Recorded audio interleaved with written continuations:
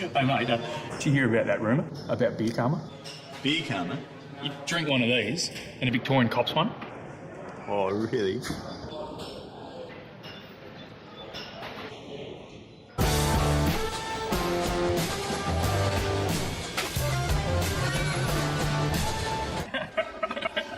They did claim to invent the footy.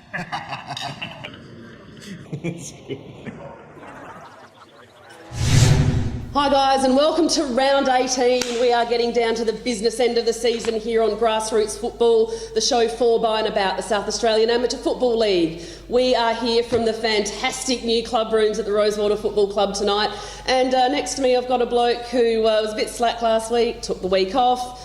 Thanks to Dutchie, but now I have next to me again Mr Tom Javour. Oh, great to be back, Lisa. And a bit unfair that, really. I mean, any man that roots 16 weeks straight deserves a week off, and that's what I did. I had to take a week off, freshen up for the finals, and yeah, pretty excited to be here at Rosewater and check out the brand new, I think, $2 million facilities. It looks absolutely amazing, and you are going to get a first-hand, all-out tour of this place. It is Mickey Mouse. It is sensational. But before we do that, let's get right into round 17 and things that surprised us. It's the penultimate round of the year, and well, there was plenty of surprises. Just when you think Gazer are starting to tick, tick, tick, they go to Broadview, and Broadview take care of them just nicely. Led by a man coming back from Andy Reid. Did you hear about his injury a couple of weeks ago? No. No, it was a sexually related injury, but he came through it. And no, he tore the end of the old picker. But 3 goals led Broadview to a great win over the Eagles. Well done. And look, Broadview finally, I mean, as I said, they did get that win over Broadview, and all those games where they've just been oh so close and couldn't get over the line, and they finally upset the apple cart.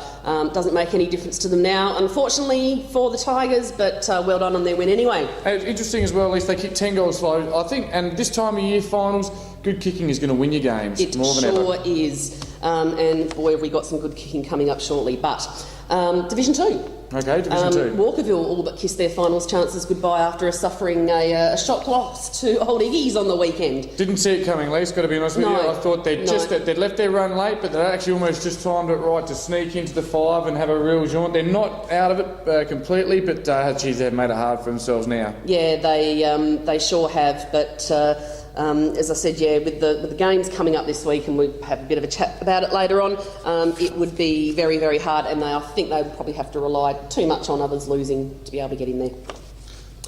Division 4. 3. Go ahead. That came before 4 last time. Anyway, Pembroke up to their old tricks again, upsetting the others to avoid relegation, and they beat Athelston this time by 7 points on the weekend. And funny thing is, though, Athelston can actually still make it if they beat Kilburn this week and Mitcham lose to Pembroke. Chances are? Yeah, I had a first-hand look at Kilburn last week, and Athelston, whilst being a very good team, they've lost 4 pacey midfielders. They've struggled to cover them, and their last month has been, well, it's been below average, so they won't beat Kilburn. Yes, I wasn't meant to be speaking about Division 3. I've been instructed clearly by several people who give me instruction not to speak of Division 3 anymore, but I'm just doing my job. All right, let's move on to Division 4 then. And okay. While we do... What did you say about that one? While we do that, let's show you some footage. We've got some footage, thanks to the people out at Plimpton, of their game against Pulteney at Morgan Oval. Yep.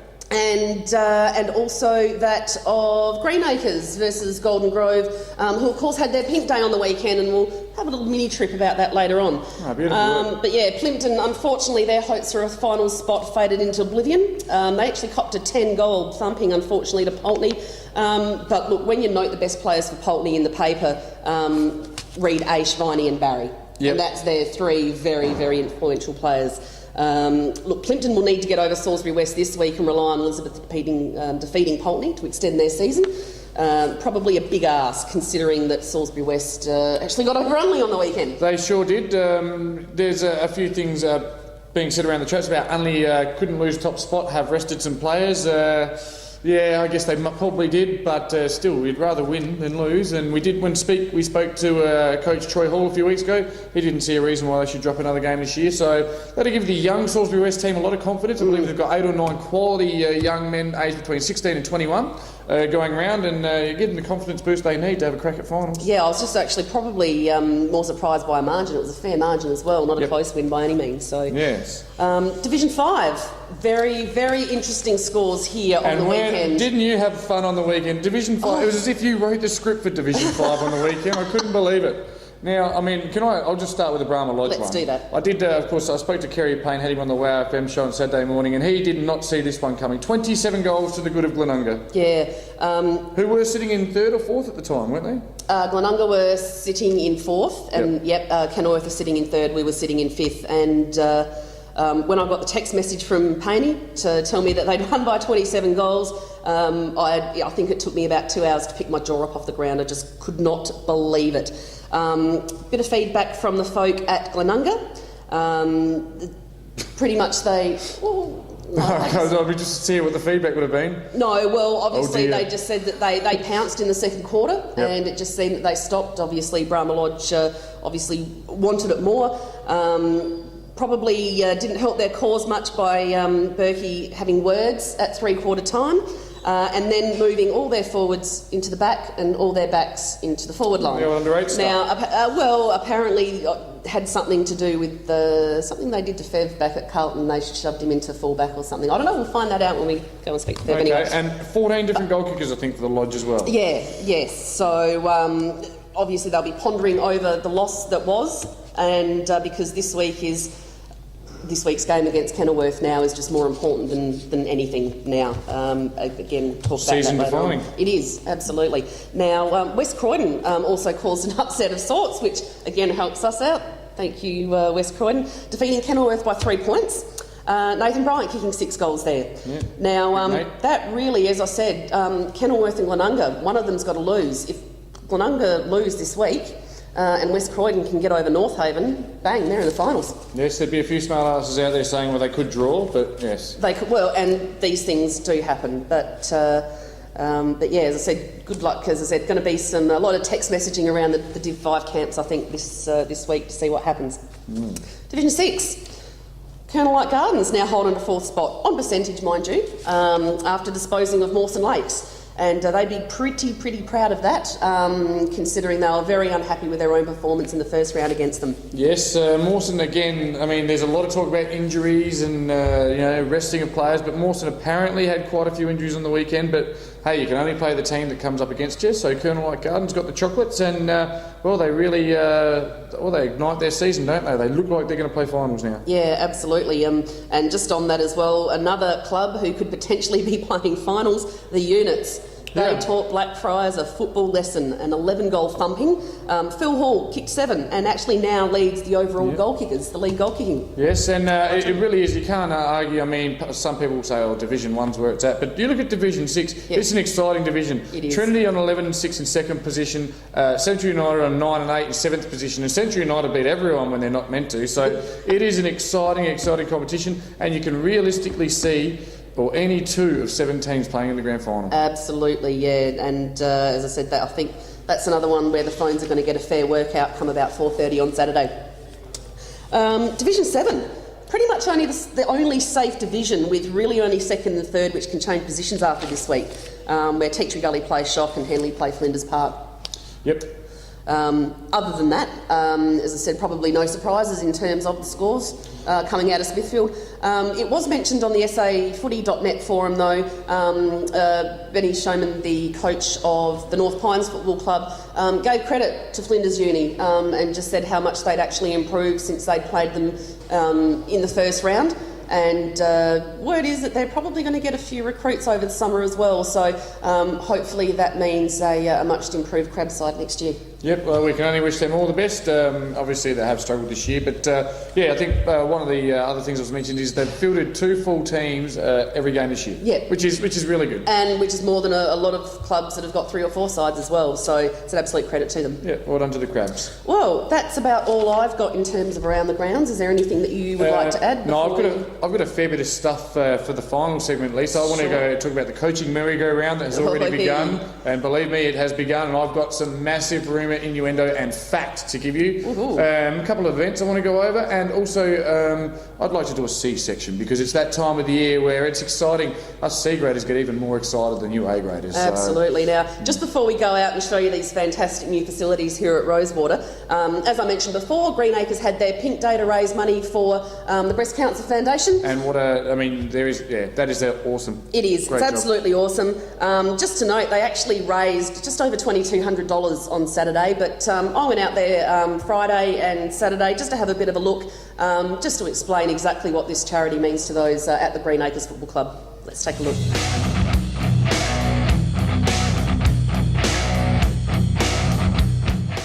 This is our fourth year of raising money for the National Breast Cancer Foundation. A few supporters and members have been affected personally with the issues, and we thought as a committee it would be good for the club to do raise some money for a Breast Cancer Foundation, as we used to do the call to arms for the males. So we thought we'd like to get the club together as a group and raise some money for the National Breast Cancer Foundation.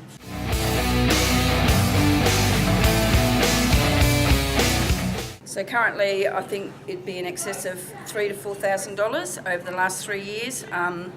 We've raised through raffles. The players buy their Guernseys. Those Guernseys that aren't bought are auctioned off. This year we've got a signed North Melbourne football Guernsey. We've got a Port Power signed football Guernsey. I don't know how that one will go at the moment. Also, we've got raffles. We've got a GHT breast cancer hair straightener that's been donated by the Hair House Warehouse at Harbour Town. So just some raffles going, the Barbie tent, and then the players' Guernseys. Players will buy them, and then that money will go to the Breast Cancer Foundation. Yes.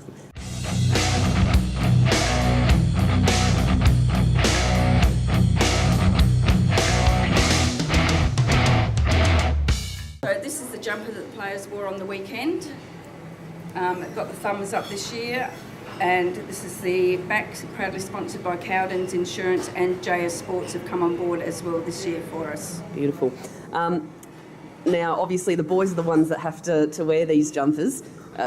Do they feel a bit silly, or are they very proud to wear them for the cause? I think initially the first year they felt a little bit silly. Last year they sort of didn't go with the hoops. They thought they made them look a bit gay, but the guys have gave the thumbs up this year to this Guernsey. They would like the pink shorts. We did have pink shorts, but they were a little bit too pink. We didn't want the guys to look totally gay, so we think this looked really nice with their black shorts. So we're really happy with it this year and proud of this one. It's round 18 here at Grassroots Footy, and I'm here at the Rosewater Footy Club for the final round of the year. Now, yes, Rosewater haven't won a game, but this is a huge round for Rosies. They've got their brand new club rooms opening. It's Heritage Round, and they take on 9th place Westminster. Could this be the game that all Rosewater fans have been waiting for? Well, we're going to meet all the people, see the sights and sounds, have a look at the new club rooms, and hopefully ignite the Bulldogs to their first win of the year. Go you doggies! Woof woof!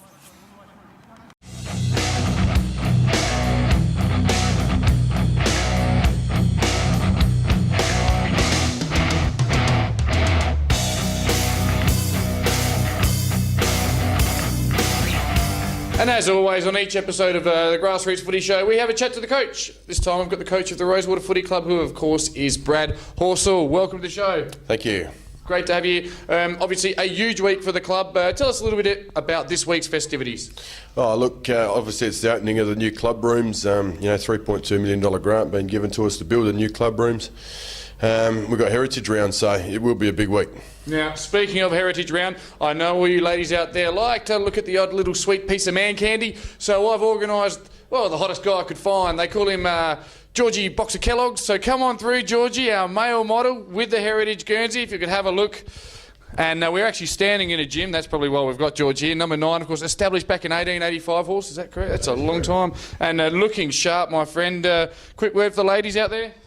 This place to find me, the best place in the gym with these guns. Hey? Thanks, Georgie. Your time's up. 15 seconds indeed. Now, look, of course, it hasn't been, obviously, on-field a great season. I myself played in a club that went winless and then folded. This place ain't folding. This place is onto bigger and better things. How do you think the impact of the new developments will have on-field performance-wise next year? Oh, look, it's no surprise that, we were going to struggle this year. We had 22 people new blokes that trained either once or twice this year and then, didn't want to come back again. It's hard work training out of a shipping container, but overall, now that we've got these facilities, I've got no doubt, we're going to get some new players involved, and hopefully next year, we go down a grade, obviously, and hopefully next year we go well. So. So just for those of you at home that don't quite get the dynamics of exactly what was said there, during all the developments, they actually operated out of a shipping container. I mean, that's not the best way to run a footy club, mate. So a credit to you and all the guys. No forfeits this year? Not one. No. Not one, and it's a lot easier to give up and quit, but you guys kept going at it. So you've seen all the competition this year in Division 5. Tell us, who are the standout players from other teams that you've seen? Oh, look, Duggan from Hope Valley is probably one that I've played against, for the last 5 or 6 years, and he stands Jim out. Duggan? Hacksaw Jim Duggan? No, it's Lee Duggan. Okay, Yes. Sorry, Elise. So, he's probably one standout that I see week in, week out. Meagle's another one, although... Is it Ryan Meagle? Is that... Yeah, Rowan Meagle, he hasn't done a lot against us, but, you can see when he does play, he can play footy. So, but I would say the pick, would be him and one of the Clark, Ron Tusser. Jamie and Jared, I think. Yeah, the one that plays in the middle. He carved us in the second game, and I've heard he didn't play. about him. He didn't play us in the first game, thank God, but the second game he really carved us. So. No worries. Now this week you've got Westminster, I believe, in the big game, round 18. Should be a big crowd. You went well against them last time. Can you get a win this week, mate? Look, I think everyone's been waiting for this round to come. Everyone's been thinking this will be the game that we may win. Yep. Everyone's been focused on this week. We've probably the last 3 weeks we've been down from where we were 4 or 5 weeks ago. We got competitive there for a while, and I think everyone's just waited for the club room. So I think if we play how we played 4 or 5 weeks ago, would definitely be a chance. And despite going winless and being on the bottom, you've been competitive nearly every single week. So you've had a real good look at the other teams. Who's going to play in the grand final on that special day? Look, the 2-1 that stand out is obviously first and second. They're first and second for a reason. But, I was impressed with Kenilworth on the big ground. I don't know how they go on the smaller ground. We played them both times at Thebby. So, if they get a big ground, they may give the top 2 a surprise. But I think Adelaide, Luther and Brumby Lodge. Yeah, fair enough. Now, obviously... everyone's been here playing every week. Who has had a good year for you boys? Who can really hold their head up high, having done a great job in 2012? Well, we've probably got a few, and Brad Tahini sticks out straight away. He's a very good player. He's stuck around. He's done all the hard work, and I don't want to single out too many blokes because everyone that's played, with what we've gone through all year is deserves a mention. But Brad. Dav in the ruck has been very good. Josh Vines in the centre has been very good for us, and Tyson Thomas probably from round 9 when he got mixed up in the Kilburn saga come here. So those 4 would probably be mine, without missing anyone out. So yeah. No worries. Well, mate, it's a big weekend for the club. Obviously, all the local community is welcome. Right here, the club rooms are open. Lisa's going to have a great chat with the president. It's an exciting time. You're going to win this weekend, mate. Tell me, are you going to win? I'll put you on the spot. Hopefully we will, yes. No worries. Best of luck, mate, and thank you for having us. Thank you very much, mate. No worries. Thank you. Thanks, readers.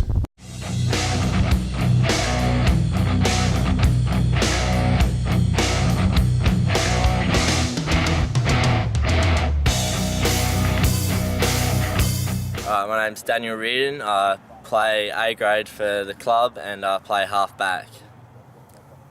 My name's Brad Heaney. I play for Rosewater, also A grade, and starting to centre rover.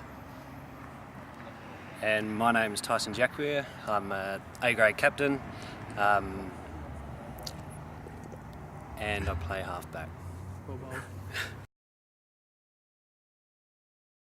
The best thing about this club is everyone's willing to give it a crack on the field, but most importantly, everyone's willing to give it a bigger crack after the game in the bar and wherever it heads into after that. Yeah, pretty well on par with Doc. The Slum Dogs always come up with some pretty good sayings while we're out there playing, bagging the opposition, so I enjoy listening to that while I'm playing.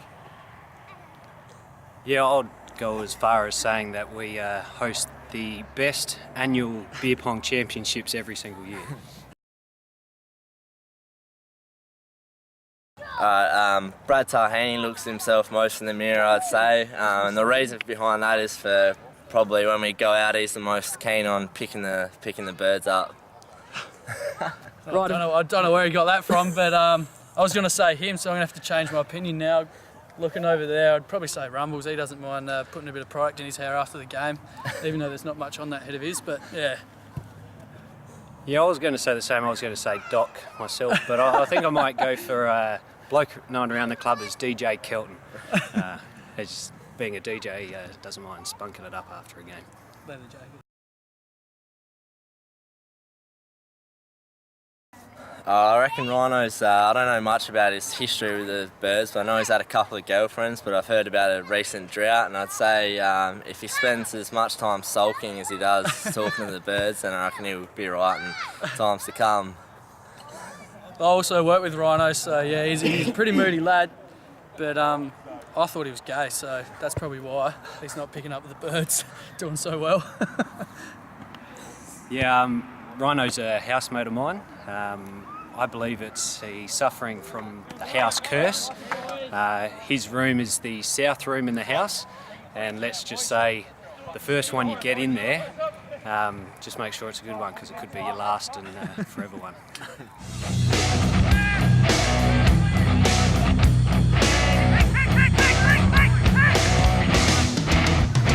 Well, this is the moment we've all been waiting for, Rooters. We are about to take a first-hand look at the fantastic new club rooms here at Rosewater. And to show us around and take us on Le Grand Tour is Club President John Reardon. JR, thanks for joining us. Thank you very much. Beautiful. Now, tell us a bit about how the new change rooms came to be, who's responsible, how it all panned out. Roughly about 7 years ago, the council did a survey of all the buildings in the area, and they graded them on what needed to be refurbished, what needed to be demolished, and what the priority was. And Rosewater's club rooms had been up since they were about 1950s, and they deemed that they were unfit and they should be demolished, and so they went with that. And so we had to get grants from the AFL, from the state government, to come up with the money needed, 2.5 million. Yep. And 1.8 million of that was from the council. Yep. 150,000 for the fit out was from the AFL, and 320,000 from the state government. So you've definitely done very well to get it all to get it all off, and you've had a lot of support, which is fantastic. Yeah, it took a lot of work, and we also went in there with the proposals that I always remember seeing Brian Cunningham and Greg Bolton walk into the AFL doors with a sack truck with their proposal, and I thought, well, we're going to have to go in pretty strong here if we're going to get what we want. So. Oh, it's fantastic. Now, I understand it was actually your club captain that had a hand in designing. Yes, the club rooms. Our club captain is Tyson Jackware. He's also an architect, and so that's pretty handy when you've got a current day footballer who's also an architect. And his father is actually, who's since passed away, he won 5 medals for Rosewater.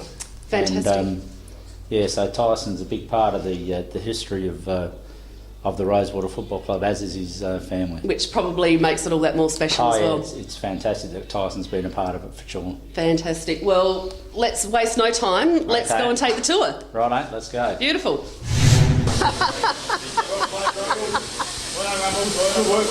Yeah, good work, Rumbles.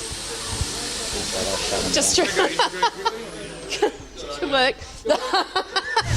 This is the main area. Actually, where we were standing used to be the old bar, and we've now got the bar over to our left, which is the Ron Penn bar. We haven't got the signage up there yet, but it certainly will have, and we've got some photos there. The oldest photos that we've got date back to 1906, and the club we actually have some game records of the club in 1885. Now, the memorial board up there looks absolutely fantastic. Tell us a bit about that. The memorial board was commissioned in the 1970s. John Dobinson, who was in the side that played in 1972, the side that will celebrate this year's premiership, the premiership for that year, he was tragically killed not long after the premiership, and the club decided to name the honour board after John. Yeah. So it's the John Dobinson Memorial Board. Fantastic thought. Let's move on to the change rooms. Righto, let's go. Okay, so here we are in the main change rooms, and this is where we filmed segment 1 earlier, actually. And this is a beautiful room. It's set out really, really lovely. JR, tell us a bit about the room and the plaques on the wall. The room, when we had the room, or when we designed it, we thought we'd go with individual lockers, and we've also had the coloured banding to go around that represents our Guernsey, and the lockers are all numbered, and they've the names of the past champions that have played at Rosewater. The people that are on there are the people that have played in excess of 200 games, won a medal, or captained or coached a premiership side at Rosewater. So we've got a fair few of them on the walls, as you can see, and as players pay their 200, we'll remove the plaque and put their name on it. Oh, fantastic work, and a good way to honour blokes that have been loyal to the club as well. Right, certainly. No worries. Let's move on to the next area. These are the change rooms that we've had built, and with the modern day footballers, they like the ice baths. That is a fair ice bath. There's two ice baths there, and they've actually used them already. They used them last week after they came back. And what we were just talking to myself and a few of the older players when we lived there that we know what they would have been used for when I played, and it wouldn't have been to sit in. It would have been might have been reaching in there for a can. So this is what the players wanted. We had multiple discussions with the players about how they'd like their club rooms, their showers and baths and that set out. So this is what they ended up with, and as you possibly agree, it's probably going to be a nice place to come into after a hard game. So, and a nice big mirror, as you can see there, for all the boys to look at themselves in. Yeah, that's right. To use their product in after the game. You're right there. Let's move on. Okay, and now we come to the most important room in the building, the trainer's room. Yeah, this is the trainer's room, and there was a lot of input from our trainers, and as you met Laurie out there, who's in his mid-70s and has been a trainer all his life. He had a fair bit of input into how he'd like the room set up, and it's not quite finished yet, but there's got a strapping bench up here where the players will sit up as soon as we get some cushions. See, that's what I wanted, one of those. Didn't get me one. So they'll be... Might have to come here. This will arrive next week, so the players will be able to sit up here. We've got freezers and fridges there to keep the ice in, and we've got an ice machine in the gym there, of which inside the gym there'll be about $16,000 worth of equipment. But the gym and the fridges and freezers that are in the players' rooms, that's compliments of the AFL. So thank you to Andrew Demetrio. We're more than grateful. But as you can see, it'll be a first class facility for players, and I think this day and age, you've got to have decent rooms for them. You've got to have a duty of care for the players, and we specifically designed it so they didn't have to come through the players' race. No. If anyone's injured, they'll come through that door and they'll be straight in without, regardless, even if it's the opposition, they'll be coming in here until we can get them the proper medical. While the roller shutters are down at the moment, when the shutters are up, you've got an absolutely fantastic view of the Oval. Now, instead of just looking out of the window, we've got this fantastic bar here. Now, JR, I believe you are the culprit behind this one. And it's the only part of the building that I designed, was to get that, because I've been here since the 70s, and there was a small little ledge you put your schooner on, and I thought, nah, there'll be a day when I'll change that, and that day's come. So this is the JR bar. There you and go. All my mates are going to be very thankful for it on Saturday. You'll be the most popular man in the place. That's right. Fantastic. As you can guess, we are in the kitchen, and mate, this looks state of the art. This looks fantastic. Yeah, it certainly is. It's about $50,000 worth of equipment is in here. It's a semi-commercial kitchen, and we were virtually operating out of something very, very small before, and it was very hard to get helpers to help you in the kitchen. But when you've got things like a dishwasher that does a cycle in 30 seconds. Certainly helps. It certainly helps. And sure does. You can see by every bit of it stainless steel. We have SMEG equipment. So hard to keep clean. Hope you've got a good cleaner. No, you can buy an oil now that you rub into it and it doesn't. So yeah, this is where we'll be able to incorporates a canteen as well. Fantastic. Canteen as well. We'll go out into the field, and when we have the meals, that will come up, and we'll be serving meals, and nice meals they will be too with this kitchen. Beautiful. Now, this is just a football club, or will it eventually, with the facilities, turn into more of a community club? Well, it certainly would be silly to isolate ourselves from the rest of the community, so we intend to, as we settle in, possibly rent the premises out, and we don't really know at this stage under what terms they'll be, but we can't rent it out all of the time because of the members of the football club, and we've got over a couple of hundred members. We certainly want to probably make some money from hiring it out, but more than likely not in the winter. Sure, no, and fair enough too, because your football members come first. Yeah, that's right. Beautiful. Anyway, so we'll excuse the mess in this room at the moment, because obviously we're still moving in, but these are the opposition change rooms. And very impressive they are, JR. Yeah, so we spent a bit of time designing these as well, because we wanted to really make sure that, once they use our club rooms, I've been to a lot of clubs where, the opposition rooms are terrible, and what that makes you do is pack up and go home, and you don't support that other club. So we certainly will have people in here. They'll be able to shower properly and then come into the club rooms after and have a complimentary drink from the president. And You're a good man. That's right. That's right. I'm right.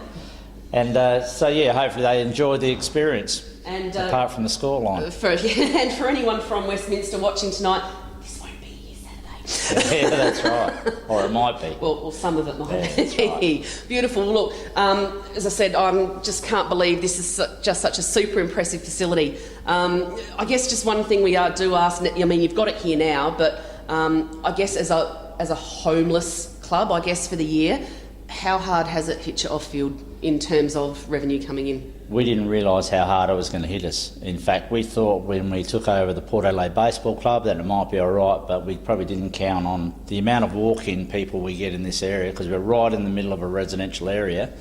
We sort of underestimated the input that they put into this club, and so yeah, we struggled, definitely struggled. And I think we struggled on field too, because of players reluctant to come to the club. We were training out of shipping containers down the end of the...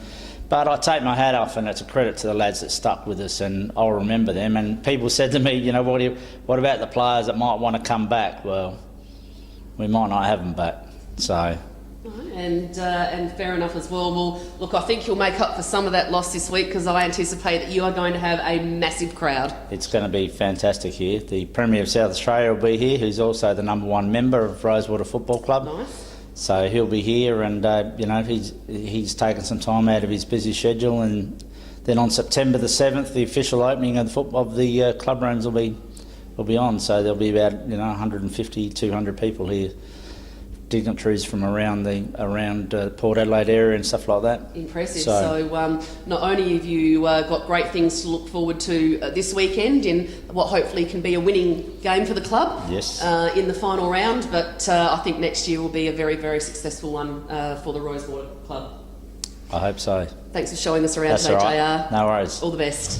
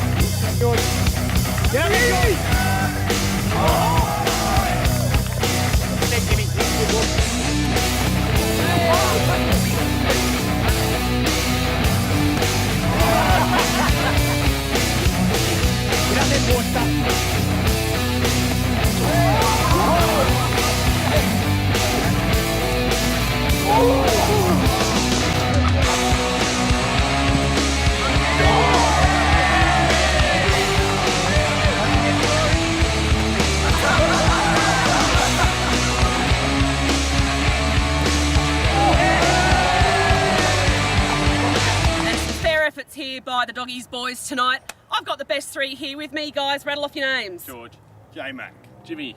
Beautiful. We all know the drill. We're going to cheer for some beer. What did we think of George's, Mark? Yay! What do you reckon of J-Mac's, Mark? Yay! That's some fair cheering. Mark, number 3. Oh, wow. Everyone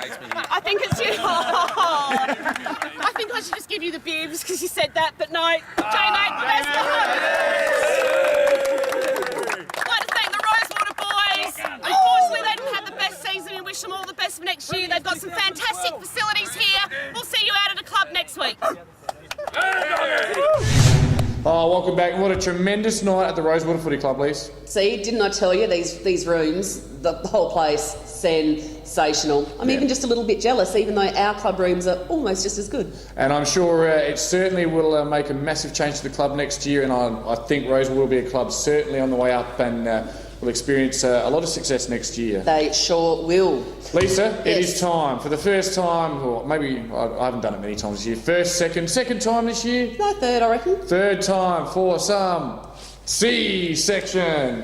Yeah, just striking a pose. Okay, it's not going to be a long one, but obviously 1 week to go in the season for C grade, so we'll start at C1. I'm going to talk about, I'll just give you a little clue in, talk about who I think is going to be there on the final day of September and holding the cup up, and who's the leading goal kickers are. C1, it's all about Goodwood, 15-2, 79.5%. So they've dominated all year. Their closest rival is Ross Trevor. The interesting stat, Lise, is that one right there. The leading goal kicker for C1 has only 29 goals. Yeah, I saw that before, and I thought, if I was playing C1, I'd be grabbing a medal. But anyway, Lincoln Blewett from Walkerville, and Walkie's sitting in third, always dangerous in the C grade. In C2, it's only Mercedes. They were all the rage a few weeks ago, but and in round 8 they'd beaten Port District by 4 points, but in round 17 Port District inflicted their second defeat. Did you see how much that was by? No. That's right there. 76 points. And yes, moves them within the opportunity. It was 17-11 to 5-5. So Port District's obviously starting to come good at the right time of year. Their depth is there. Obviously, they're going to be very dangerous around finals. So I'm actually going to tip Port Districts to come from a smoky and win the premiership from second. Yep. C3 Plimpton pretty much just all the way. Oh, and sorry, the C2 leading goal kicker is James Little from Athelston. Athelston sitting in third. He's got 43 goals. 43. Yep. In C3, it is Plimpton all the rage. And they always have been very strong, except for last year, little hiccup. I think they finished 5th or something, but yeah, always a very strong C grade side out there. 16-1, 78%. Strange to see their nearest rival is Hectorville at 14-2. Seems as though they've dropped so badly away in the A grade that their C grade will be going so well. And Chris Smith, 57 for the Plimpton Bulldogs, leading the goal kicking. Yep. Which brings me down to C4. Of course, I've had a bit of a good look at C4, and the only undefeated C grade team in all of amateur league is Eastern Park. The Eastern Park Demons, with a percentage of 80%. Why are they so good? They just are. They haven't lost all year. There's a couple of real good reasons. They're actually probably technically 17-0 because of the fourth hasn't been counted yet, but they've got one game to go. Between the two of them, it's Brad Banks and Daniel Chammings have kicked 112 between them, with Banksy having kicked 70. Yeah, 70. They come up this week against second place Payneham Nords Union, who may end up playing each other 3 times in 4 games, with finals coming up. Wow. It's interesting, unique phenomenon there, so that'll be interesting for all involved, no doubt. And I probably can't tip because I'm directly involved with it, but we'll be doing all we can to make sure we break the streak there. A good team, no good club, looking forward to those battles. And that is the end, Lisa, of C section. I think we'll have one in the finals as we go into grand final week. Absolutely, keep up with everything. That's what we do. Goal kickers. Well, we thought that the great Nat McDonald would be lining up for his 100th goal this week against the Crabs. Yep. But he's only on 85, and in fact, as I said earlier, not the league leading goal kicker anymore. So, unless the Lions just pass off to him like nothing else, we won't be sending any camera out there this year because he won't be kicking 900 goals. Phil Hall, as I mentioned earlier, now has that title, kicking 87. Who the units play this week? Can't remember.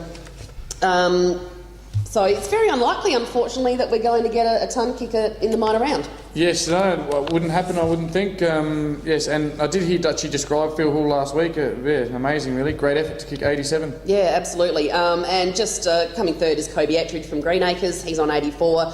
And then, of course, Martin Callum. I think he kicked about 7 on the weekend as well. He kicked 9 goals. Oh, 9 goals? Oh, there you go. I've got to be honest with you. He's on 82 goals. Tore us in New Anus, but gee, I enjoyed watching him. A young fella, plays for Kilburn. He was involved in points gate, of course, but this young man hits the lead as fast as anyone I've seen in amateur league and takes the ball at its highest point, and he's a marvel to watch, the young fella.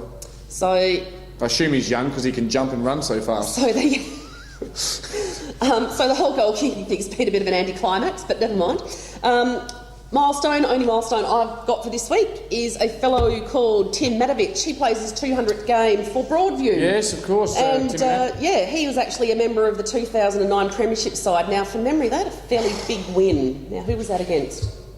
Oh. Well, it wouldn't have been Hope Valley because they've never played in Div 2. Might have been Paynham. Yeah, bang, whack. Rightio. Okay. And I've got a function, a great function. This one is at the Ingle Farm Footy Club. This has been put together by Wayne Knowles and Nana Pike and the crew, and we're going to be there, as is the great man, the big shag, Brendan Favola. Now, this function, we promote responsible drinking, but at this function, it's all West End you can drink for $50 with the FEV, along with door prizes, raffles, and all sorts of stuff. There's barbecues. Wayne Knowles making his very own finger food. He's not, is he? And if you've seen Wayne's fingers, hello boys, it's going to be very tasty indeed. He's not. You can get tickets still on the door for that. It's the 23rd, $50, 23rd of August, which is Thursday week. So a lot of you would have finished. I couldn't think of a reason why you wouldn't get down. You are welcome. One of the great places to go and watch football is Ingle Farm, and this is going to be a huge night. Apparently the FEV might have a couple of shandies or sherbets along the way as well. I thought he was off the juice. We'll see. And you'll see it here on Grassroots. And we're actually going to take camera down and see what we can get, similar to the Ackermanis thing. We won't cover probably show content, so come on down. Tell us why we should interview you. We might. Ingle Farm Footy Club. And thank you, Wayne Knowles, for the ticket. All right, last one, coaching merry-go-round. Speaking of coaches, I've got a couple. Okay, off you go. Hope Valley. No, just kidding. All right, the first one is difficult because I didn't speak to the coach directly, but I've spoken to a board member at his club, and a Div 1 coach has resigned this week. I can't announce it until the end of the Division 1 season, or I'll be breaking confidence, but I absolutely guarantee you, and remember where you heard it first, a Div 1 coach has resigned for work reasons. So I can't tell you which one. And it was reported on the internet, and I followed it up. It is true. Div 5 North Haven coach Matty Rowlands gave his notice last week. I wanted to make sure that was right before we said anything, and not being on the show made it tough for me to tell you, but so he's gone. He has been replaced already. They already have their replacement. It is not official to the public, and again, North Haven won't be announcing it till the end of season out of respect, but the replacement has been selected. I have a feeling I might know who it might be. Why don't you say who you think it is? Oh no, I'm not going to think, just in case it's right, and then we just spoil it for everyone else. Okay. There was a rumour going around that I actually floated on Grassroots, and that wasn't correct. The one that absolutely rubbish one, that the Paynham coach was going to North Haven, that is not correct. Okay. Closer to home. Let's give his address out, eh? Yeah. Yes. So that's the coaching merry-go-round, and with round 18 this week, coaches will be coaching for their lives and their careers, and there's going to be a lot of other juice flying around, and I'm sure some knives as well, and some nervous coaches. Absolutely. Now, Marty Smith, C4 coach at Paynham, needs to win a premiership. Otherwise, he was the coach of the last choking premiership, wasn't he? He was too. Back then. You know, he actually does date bleaching. I don't want to know. Let's move on. Anyway, I don't want to know anything about Martin P. Smith's date, whatever that might be. He says hi. Hi, Martin. I'm going to cop it now. I'll be on Banksy this week. This week's games, we're not going to do too many. No, not too many. There's some. Ones of note. Yep. I think the Gays of St Peter's one at Clemsey Oval, which will be actually at Green Acres. When? Yes. Edwin Smith. That's a big one. Just also, Port Districts are playing PAC at 30 Friday night. So if you're doing nothing Friday night, get down and have a look at that. That should actually be a pretty good game. So. And if you're doing something, cancel it. Head on down, have some cans, and cheer on the Reds or the Districts. That's right. Largs Legions. They like to call themselves. Okay. Oh, they're past players. Divi 2, Walkies and Tea Tree Gully, and Portland and Modbury will shape who gets... Portland and Modbury, yes. That's the big one. Will shape the finals participants in Div 2? Yes, yes. In Div 3, obviously we've got Mitcham and Pembroke, which are obviously is going to decide the 5, as will Atherton Kilburn. Top spot, PNU, Smosh West Lakes. We'll decide who gets top spot in terms of... Smosh could finish anywhere from first to third. Yes. Payneham can't change position. No. Seaton can change position, That's as can right. Kilburn. So that will be a very important game to find out those positions. I have no other comment on that game. No, gee, you are being quite an of 3 this I week. have been told. You must have got really told off. Yes, They smacked your hands, did they? In Div 4, Pulteney and Plympton was last week. Let's try Plympton and Salisbury West. Must win game. Obviously, Salisbury West want second because Scotch took it back last week, and Scotch playing Greenacres probably expected to win that. Another one will be... No, that's probably about the only one that's going to make any difference there. So people will be keeping their eyes on that game. Yeah, I'll be interested to see the result of the Hope Valley Adelaide Lutheran game with all the schmack you've given the Luthi boys throughout the year. I've, of course, worked at a Lutheran school today, and they're a lovely bunch, and I'll be barracking for Adelaide Lutheran. Oh, look, a lot of people think it might be an easy win. It's always a completely different story when they play at Hope Valley. In fact, I think the last 3 times I've played, or we've played each other at Hope Valley, I think it's been a less than a goal win or something like that. Not only that, we also play for a trophy or a cup called the Greg Paleface Denton Cup. Greg played for both Adelaide Lutheran and Hope Valley. Yep. He unfortunately passed away maybe a couple of years ago now, and his son Josh is our full forward.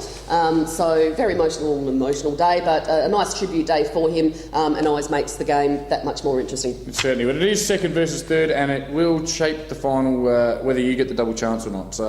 Yeah, it sure will. Obviously, the main one that everyone will be looking at, though, of course, is Kenilworth versus Glenunga, as you said before, and not so much, well, I guess for the West Croydon people, it will be against North Haven. In Division 6, every game, almost. Well, you could say Ingle Farm, Lockleys. Ingle Farm, if they win that, they can avoid relegation. Should Houghton beat Uni. So that's right. Every game will have bearing on whether it be relegation, finals, or not what and what not. No, that's it. And as I said, Div 7 will just depend on mainly, I guess, probably Henley and Flinders Park. That could possibly be the only upset that will see that could change things. Teatree Gully's got too much of a good percentage to lose second spot otherwise. Well, Lisa, it's very important, I think, we make mention of the fact that for some clubs it is all over this year, but continue to tune in, firstly. And secondly, there's 2 things to this. Oh, okay. A lot of you are going to venture into the world of Mad Monday on Monday. I ask you, please, don't do anything I'd do. But do this. Pick up a can of Red Death and drink responsibly. West End, a great drop, sponsoring an average show. No, we're a great show. Sorry. Well, we're not high tech, but gee, I love it. Thank you, West End. And on that note... We don't want to talk ourselves up too much. And on that note... I can't believe you just did that, turkey. Gobble, gobble, gobble. Gobble, gobble, gobble. That's all I've got for the week. No worries, Lisa. Looking forward. We'll be back next week with finals football. Absolutely. Until then, see you at a club near you next week. Hey mate, did you hear about that rumour about beer karma? Beer karma? You drink one of these and a Victorian Cops one. Oh, really?